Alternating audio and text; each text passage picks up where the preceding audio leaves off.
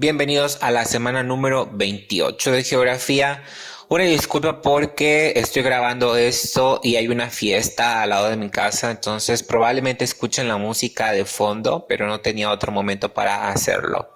Bien, en la semana 28 vamos a ver un tema que no tiene una secuencia lógica con las secuencias que hemos estado trabajando, dado que esta semana, en lugar de continuar en la número 13, nos vamos a ir hasta el final del libro con algunos temas relacionados a lo que ya hemos estado viendo. Un poco complicado, pero ahorita se los voy a explicar.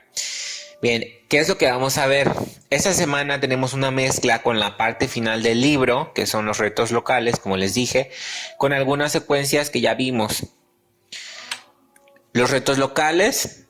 El aprendizaje esperado es identificar los retos locales de la dinámica de la población y proponer los pasos para lograrlos. Los temas son la secuencia 10, 11 y 12. Los retos locales y la dinámica de la población, migración y la convivencia intercultural, que son temas que ya vimos. Y los énfasis son identificar los retos locales de la dinámica de población, de la migración y de la convivencia intercultural y proponer los pasos para lograrlos.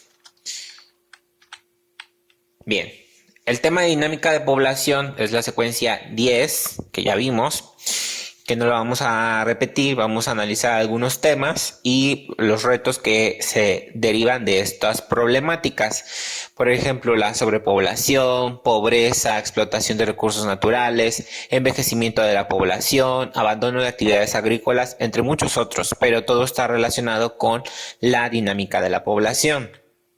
¿Qué es lo que hacen los gobiernos para evitar estas problemáticas? Los gobiernos tienen que enfrentar todo esto debido a que se pueden crear muchos inconvenientes derivados de los mismos. Es como un círculo vicioso. Si el gobierno, digamos, no frena esta problemática, se puede generar dos problemas más derivados de ese problema. Entonces, los gobiernos tienen que atender lo más rápido posible para que la sociedad no se desestabilice, por así decirlo. Entonces vamos con el primero, la sobrepoblación. La sobrepoblación, ustedes ya la han analizado, ya lo hemos visto. Básicamente es cuando un espacio que de un determinado lugar cuenta con muchas personas que sobrepasan el, digamos, espacio permitido o el límite permitido que puede disponer ese lugar. Entonces, ¿cuáles son los retos que se pueden enfrentar debido a la sobrepoblación? Pues que muchas personas vivan en metros cuadrados muy escasos, que las personas, como en la imagen, se preste a actos delictivos, porque ustedes ven la imagen que está ahí y puede haber un carterista. ¿Y cuándo lo encuentras? O sea, te roban la cartera y quién fue, porque está lleno de personas. Obviamente, hablando en tema de pandemia, la sobrepoblación es un tema muy complicado porque mientras más personas hay en ese lugar, es más probable que la enfermedad pueda propagarse con mayor rapidez. Si hablamos de otro reto, pudiera ser la falta de servicios públicos. Tantas personas demandan agua, tantas personas demandan luz, tantas personas demandan recolección de basura que no se pueden dar abasto. Y si se llegan a dar abasto, obviamente, pues es complicado llevar a todas las personas. Si han estado en la Ciudad de México, pues sabrán que es muy complicado llegar de un extremo a otro, incluso al Estado de México. Entonces, la sobrepoblación es muy peligrosa porque concentrar a muchas personas en un solo lugar no es viable.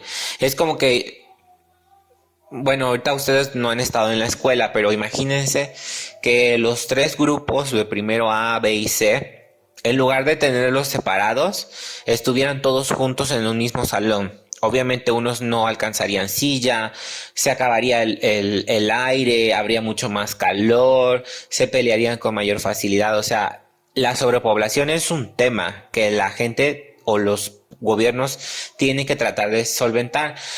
Incluso el presidente en turno de nuestro país planeaba en un principio descentralizar la Ciudad de México. ¿Qué significaba eso?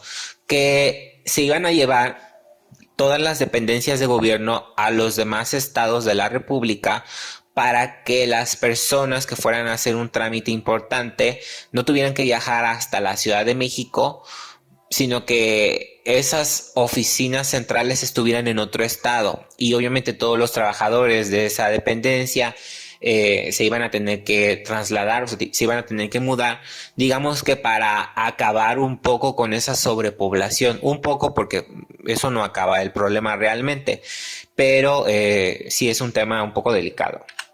La pobreza. En cuanto a la pobreza, los retos son mayúsculos también.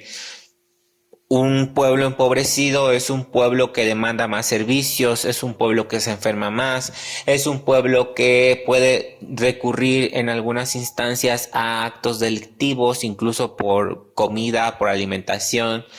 Es un pueblo que a veces se enferma con mayor facilidad. Entonces, sí es un poco complicado y los gobiernos hacen todo lo posible por tratar de eliminar, entre comillas, la pobreza, aunque pues las gráficas pueden mentir, o sea, pueden decir que el país redujo la pobreza, sin embargo, los productos de la canasta básica siguen aumentando de precio, entonces es más complicado comprar alimentos. Antes con 10 pesos tú te comprabas toda la cooperativa de tu escuela y ahora con 10 pesos no te alcanza más que para unas papas y se acabó. La explotación de recursos naturales también es algo que los gobiernos tienen que enfrentar y nosotros como habitantes de comunidades o de ciudades tenemos que enfrentar. Es muy fácil llegar y talar un bosque o talar una selva para obtener madera y venderla, sí, pero obviamente nos estamos acabando con la vegetación, nos acabamos con el oxígeno, acabamos con el hábitat de muchas especies de animales y flora que habitan en ese lugar. Entonces, ¿por qué? Simplemente para obtener un recurso económico se entiende desde una perspectiva de un país donde muchas personas son pobres y necesitan obtener dinero. Sin embargo, no se prevé a un futuro. Ok, voy a talar un árbol, pero voy a sembrar 3 o voy a sembrar 4. ¿Por qué? Porque en algún momento se van a acabar los árboles y después de qué voy a vivir. Pero es, digamos, esa mentalidad que tenemos muchos de explotar. O sea, yo obtengo, pero no doy nada a cambio, no repongo lo que voy eliminando y obviamente esto tiene consecuencias terribles. El envejecimiento de la población también es un reto. Esto es uno de los retos más grandes para países europeos. ¿Por qué? Porque la gente no tiene deseos de tener hijos. Entonces se empiezan a ser cada vez más adultos, más y más adultos. El avance de la tecnología pues es muy superior. La gente puede vivir muchos años y al final no pueden costear la pensión de muchas personas. Ahora con algunas modificaciones que se hicieron muy feas, la verdad, incluso que les van a tocar a ustedes si es que tienen un empleo de salario, ya no hay una jubilación, ya no hay una pensión, simplemente tú llegas, te jubilas y te van a dar lo que ahorraste nada más. Antes las personas trabajaban, se jubilaban y el gobierno estaba obligado a pagarles una pensión mes con mes. Ahora eso ya no existe debido a que se gastó mucho dinero en pagarle las pensiones a muchas personas y pues optaron mejor por decir, ¿saben qué? Ya no les vamos a dar dinero, simplemente cuando se jubilen les vamos a dar lo que ustedes ahorraron de sus quincenas. Entonces sí es algo complicado porque pues, si la gente no ahorra se va a quedar pobre y una persona adulta y pobre pues es una persona que al gobierno le representa muchos gastos de hospitalización, es persona que se va a enfermar más seguido, puede haber personas que terminen en la calle por lo mismo de que nunca ahorraron, porque no tenemos esa cultura y al final pues no nos van a dar absolutamente nada. El abandono de actividades agrícolas, eso obviamente se ve mucho en el campo. Hay algunos incentivos que digamos que son los retos que se ponen los gobiernos para decir, ok, vamos a hacer todo lo posible porque la gente no abandone el campo, les vamos a dar tractores, les vamos a dar apoyos, les vamos a dar semillas buenas, etcétera, etcétera. ¿Qué es lo que pasa? Hay corrupción. Al final, los tractores, el ganado, las semillas, el apoyo, ¿dónde queda? Se los reparten unos cuantos, que digamos que son los cabecillas de X comunidades. Entonces, pues la gente sabe de eso y prefiere mejor irse a otros lugares a trabajar en otra cosa que no sea actividades primarias o actividades agrícolas, porque ya no da. Y hay algunos casos en donde la gente siembra, perdón, por ejemplo, chayotes, y resulta que a la hora de cosechar, el chayote se fue hacia abajo, ya no vale nada. Entonces la gente prefiere que se les pudra la siembra porque van a gastar más en recolectar que lo que les van a pagar los coyotes, porque ni siquiera lo pueden vender ellos directamente en las ciudades porque está prohibido. Entonces eso también es un reto importante. Al final de cuentas, a los gobiernos pues no les interesa, o sea, al final de cuentas el gobierno dice, ok, ya no hay gente en el campo, compramos los alimentos, compramos las verduras, compramos las frutas a otros países porque a ellos les conviene tener buenas relaciones con esos países y endeudarse es una opción. O sea, es mejor endeudarse para que le quede la deuda al gobierno que sigue y ellos vean cómo lo van a pagar, pero sí es algo complicado. Migración internacional. Este es otro tema, más bien el tema de la migración es un reto también. Tenemos en la migración internacional países expulsores, receptores y neutros.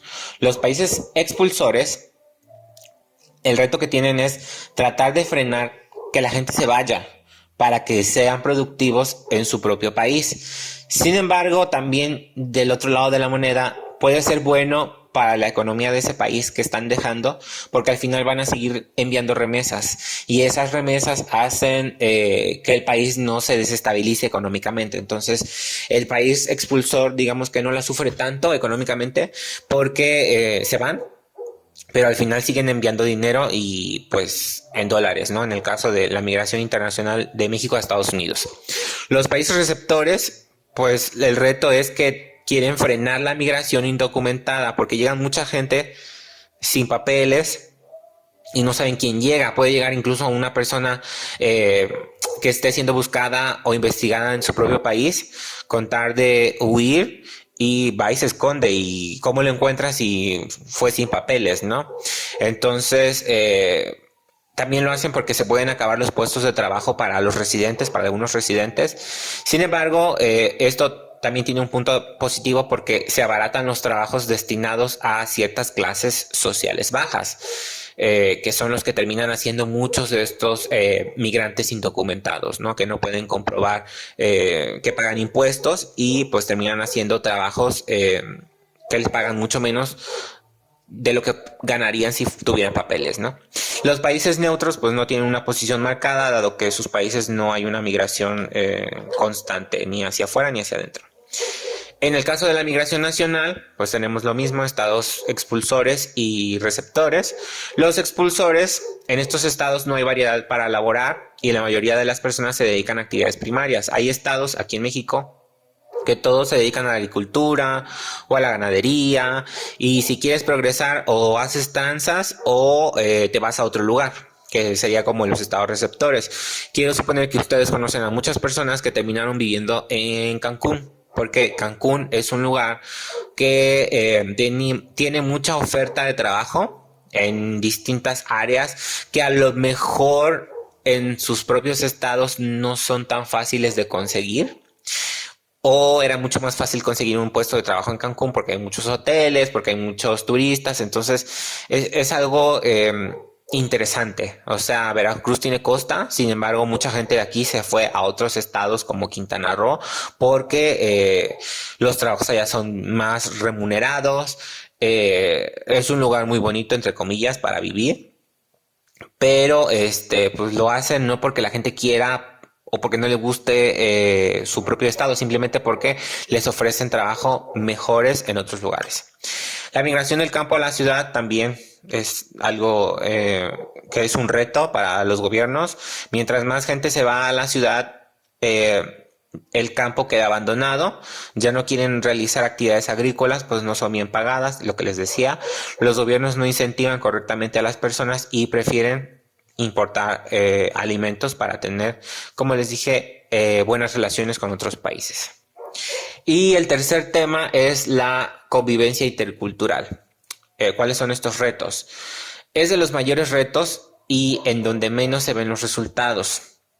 Estamos acostumbrados a ver actividades de desprecio en la televisión, en internet, incluso en la calle o con nuestros familiares, de una persona a otra simplemente porque es diferente o porque no sigue a la mayoría. ¿Cuáles son los retos? Que los gobiernos ponen ciertos lugares o disponen de ciertos lugares donde digamos que esas barreras, entre comillas, físicas, religiosas, de género, etcétera, etcétera, se rompen. Como por ejemplo la escuela. Aquí en México no se ve tanto, pero hay otros países donde, como la imagen, niños de diferentes nacionalidades, diferentes religiones, diferentes costumbres conviven en un solo salón de clase y eso está bien porque creces con la idea de que todos son iguales. Sin embargo, hay otros lugares donde existe esa cierta segregación, ¿no? Una escuela de gente blanca, una escuela de gente negra, otros países donde segregan por género, una escuela de hombres y una escuela de mujeres, y al final pues creces con estas marcadas diferencias, ¿no? O estas separaciones. También la iglesia o los templos, como les había dicho, son lugares de convivencia intercultural, tienen las mismas creencias y no importa si sus costumbres son distintas o provienen de distintos países, porque la fe es lo que los lleva a un grado de espiritualidad similar. El fútbol o los deportes en general también, cuando hay algún torneo, a alguna persona racista no le importa que en el equipo o que su equipo favorito esté jugando una persona de una nacionalidad diferente. ¿Por qué? Porque está representando a su país, porque es bueno en ese deporte y porque le interesa que gane su equipo nada más, ¿no? Entonces, al final del día, en estos eventos deportivos, estas diferencias se rompen y a la gente, digamos que puede celebrar el hecho de que exista esta interculturalidad, porque en algunos deportes, esto va a sonar un poco, ¿cómo se puede decir? Va a sonar un poco estigmatizador, pero hay algunos deportes donde incluyen a ciertas personas de ciertas nacionalidades porque son buenas, ¿no? Por ejemplo, en el baloncesto ustedes van a ver equipos en Estados Unidos mezclados, ¿no? Gente blanca y gente negra. ¿Por qué? Porque necesitan, digamos que esa agilidad del blanco al ser un poco más bajo y tener una persona que sea de más de 2 metros, que generalmente son las personas de raza o de descendencia africana, para poder encestar, ¿no? Suena muy feo, pero ustedes ven un partido de baloncesto y así es.